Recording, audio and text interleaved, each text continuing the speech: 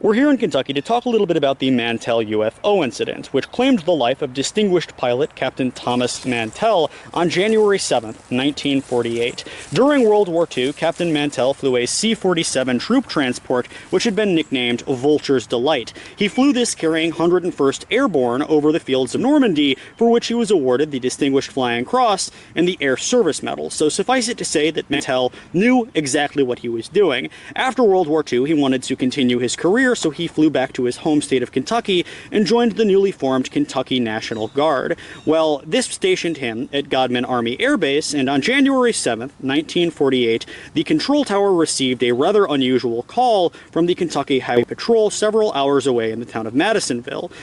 I'm here at Godman Field now to talk a little bit about how this incident actually went down. The call came in at 1:20 p.m. and immediately high-ranking officers began assembling, trying to see what they were to do. Intelligence guys came in and they put a call out to 4 F-51 Mustangs, which were already in the air, one of which was captained by Captain Mantell. And these 4 jets began to approach the object when one of the men said that he was running low on fuel. Keep in mind, they were already up in the air, and they were probably actually running low on fuel. But then, a few minutes later, one of these men, and bear in mind, they set out for the object at 2:45 p.m., one of the men says that he's losing his bearings and feels frightened. So the tower says that both of those jets can come back. So 4 to 3... and now it's just Captain Mantell. And Mantell begins to ascend from 15,000 feet, which the 4 jets were originally on,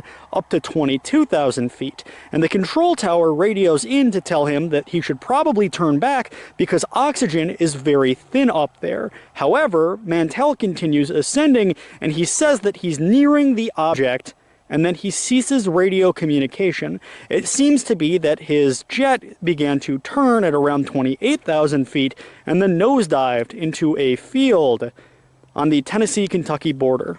Now, understand, up until this point in his career, he's mainly been involved with troop transport, which doesn't involve high altitude. And this became a rather infamous incident because of the bungling of Project Blue Book. J. Allen Hynek initially suggested that he had seen the planet Venus, although it was hazy, and the crash was midday at 3:15 p.m., which is when Captain Mantell's watch stopped functioning. Then he said it might have been a balloon from Project Skyhook, which was a top-secret project that none of the pilots would have known about, but this also seems just like a suggestion that he pulled out of nowhere. There's no proof that a balloon was hovering over town that day, and certainly a balloon would have been equipped with radio equipment, which would have shown where it was positioned, and perhaps the military would communicate with itself and say, "We killed an officer," and make an official apology to the family, although this was never forthcoming.